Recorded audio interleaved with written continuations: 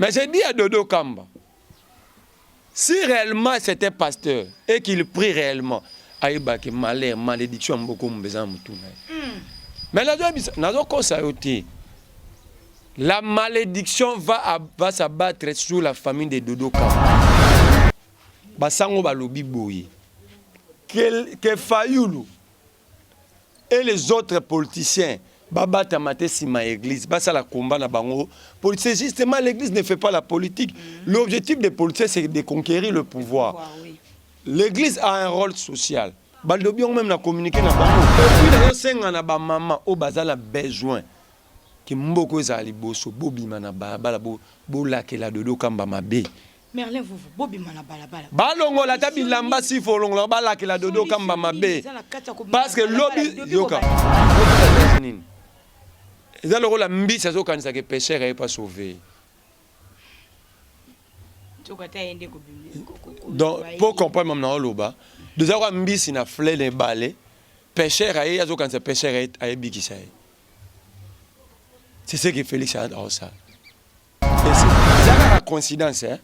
C'est tout le Congo est tombé. Même si Zaki Mboa, comme président de la République démocratique du Congo, nous avons Zaki Angaz à la présidence africaine. Ils n'ont pas fort, on a été, et au moins tout seul, on va débattre. Il n'a rien perdu, il n'a rien fourni comme.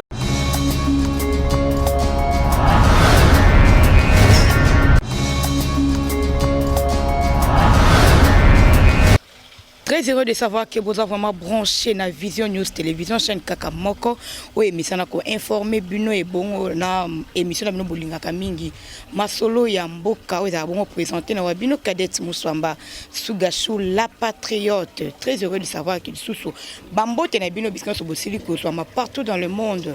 J'ai reçu pour vous aujourd'hui l'invité Merlin Vuvu au apito betane masolo matali politique ya mboka Congo RDC. Alors na scène bino toujours branché dans lombango penza pamba tengo ngana biso et sili pena ko kende ko tselanga invité mbote Maman Cadette mbote na bana sa Vision News mbote na bakongo mani ya yambo na banda na kobanda na likambo moko tango ngana lobaka na Gentini Ngobila bato tenga na kanaka ye Gentini Ngobila tika na benga ende na bien les très incompétents gouverneurs de l'histoire de Kinshasa yango yoni na Gentini azolinga amemela biso yumbi na Kinshasa akei na village mona monga frabenga ngo makanda bubu ake kotia chef coutumier moko oza na droit ozala chef coutumier te e bato bakomo bunda kuna bato bakomo koma pembe na robomana na village wana bon monaki ba image nga mona kitaki kuna Gentini Ngobila zoluka mema yumbi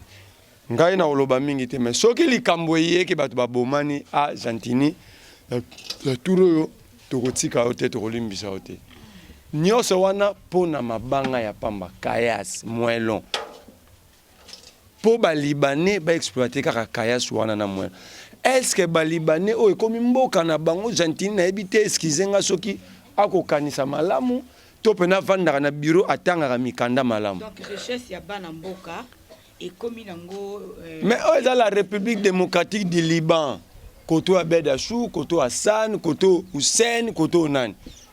Bakolo mabele bato se retrouver na ngote. Menga kuna zali kamba ko se retrouver na note na ebisi bino batu ba roboma na kuna.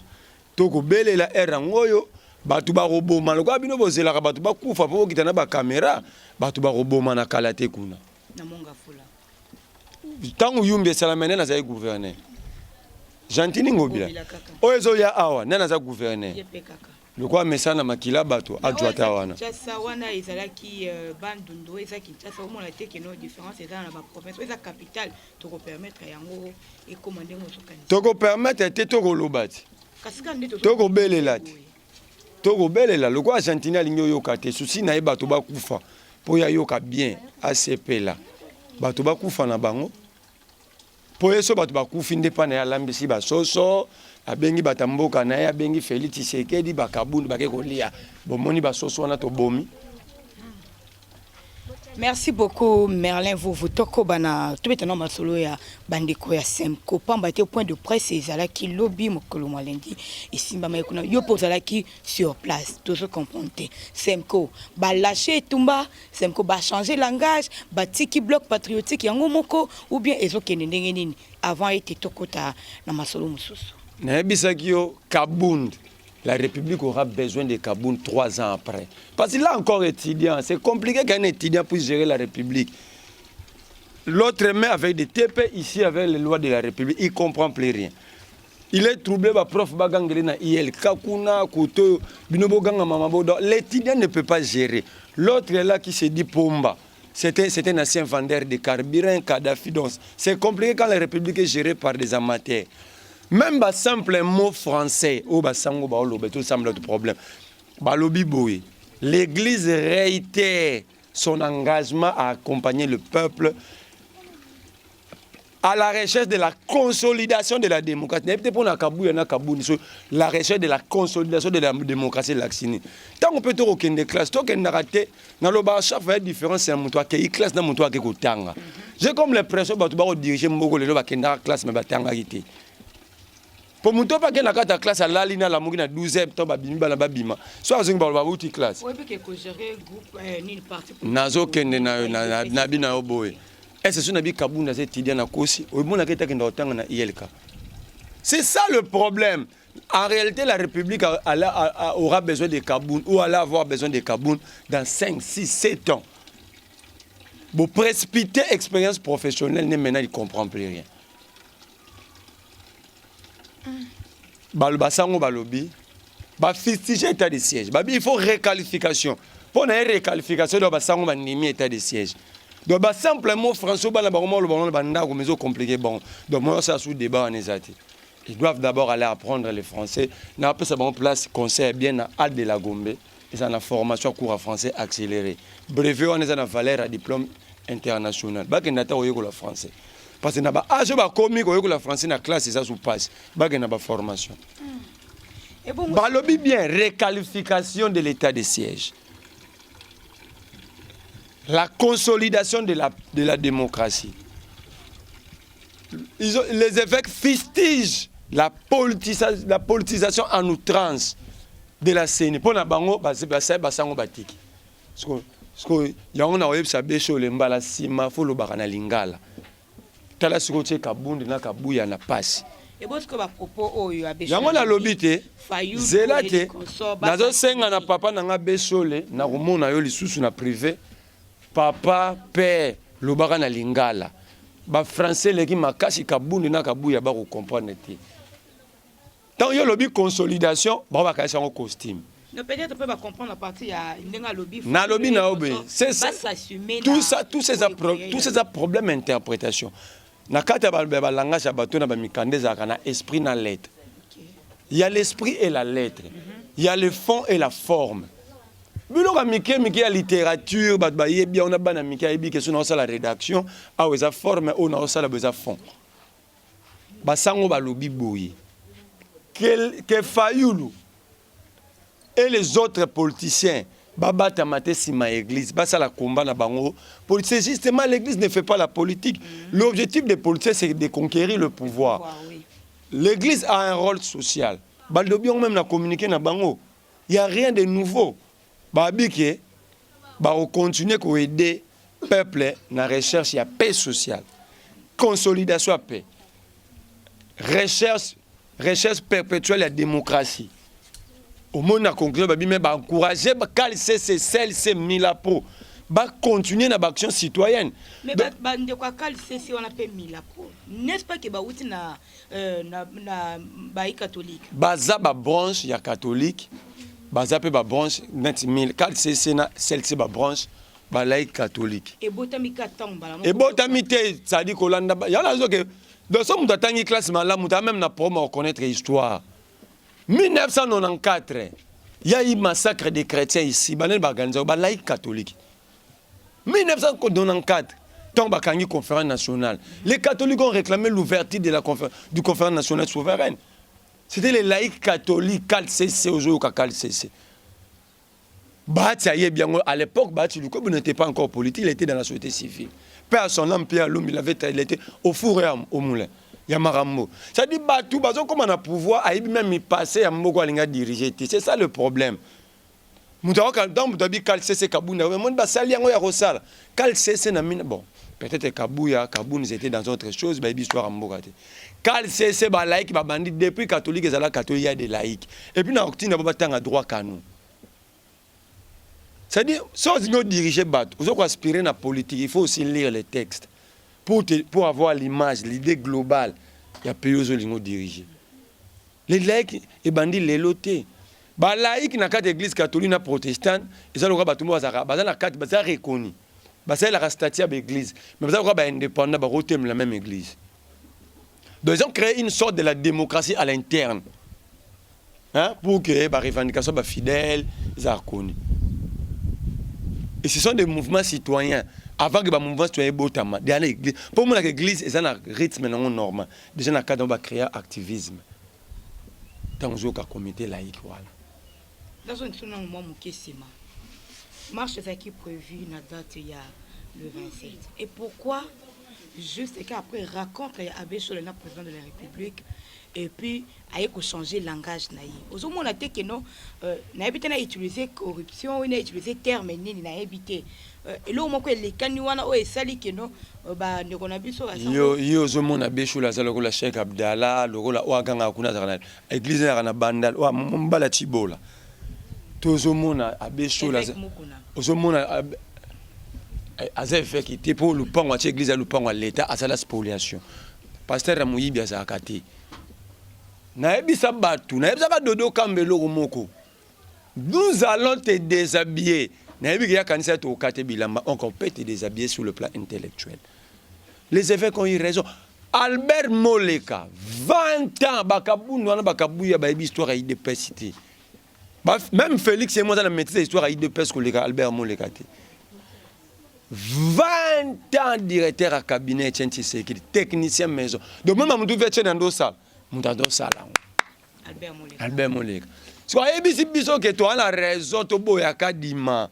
Parce que Kadima est président de la fédération IDPS Afrique du Sud.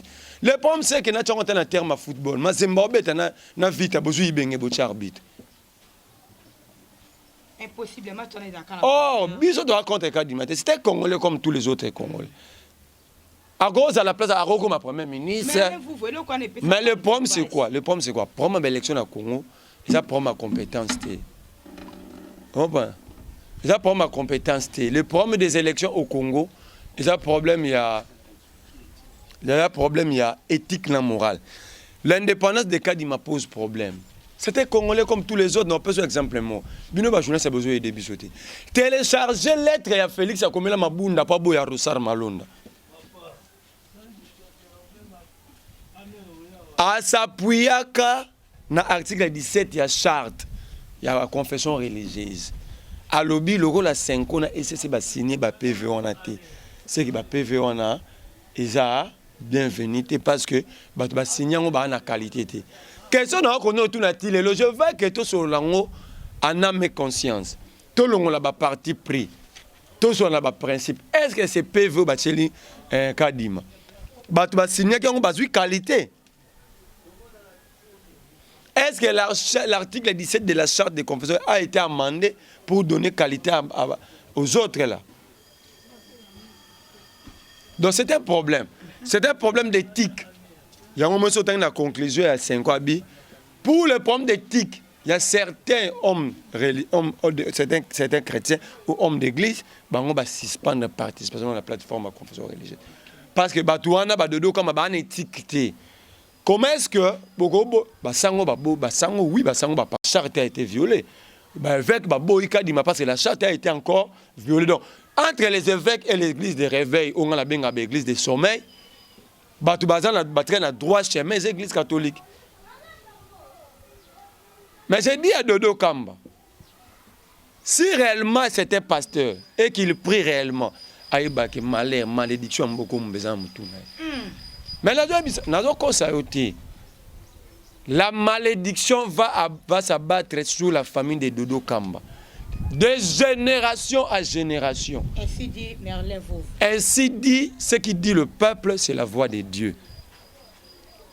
Il a voulu, pour ses besoins privés, sacrifier l'avenir de tout un peuple. Pour y avoir Moutouka là, la notaire du fleuve. C'est lui qui prenait parole. Okay. La malédiction va le suivre, va suivre ses enfants, ses arrière-enfants. Toujours pas d'élection sans... Et puis, dans le maman, au bazar, a besoin que mboko ezali boso bobima na balabala bo lakela dodo kamba mabe.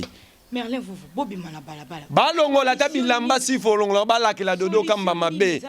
Parce que lobby yoka. Te o siko changer, faut ba lakela dodo kamba mabe.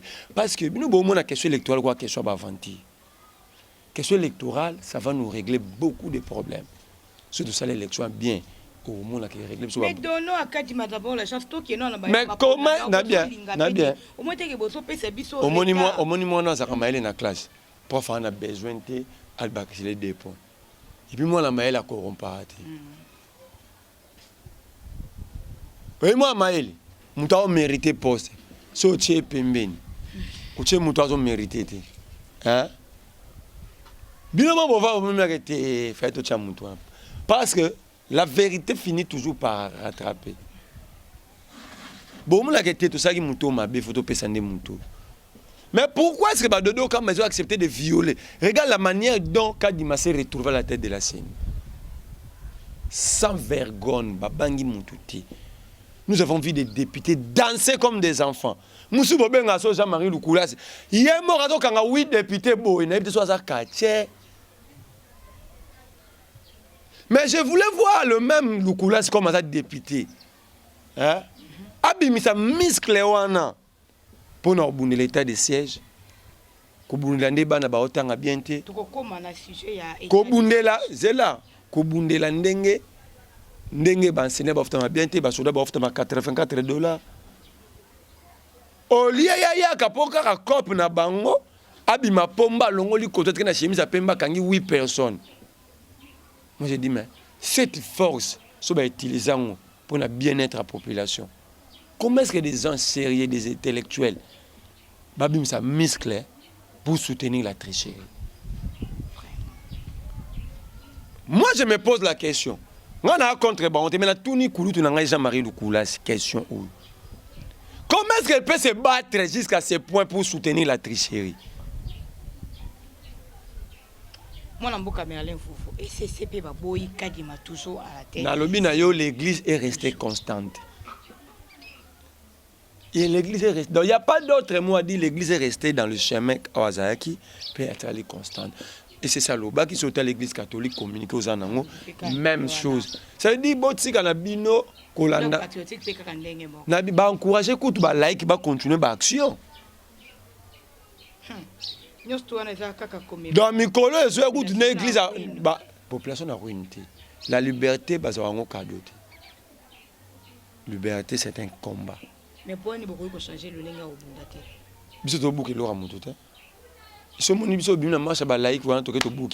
Non, on sort, on chante, on réclame. Et puis aussi, c'est aux zongi.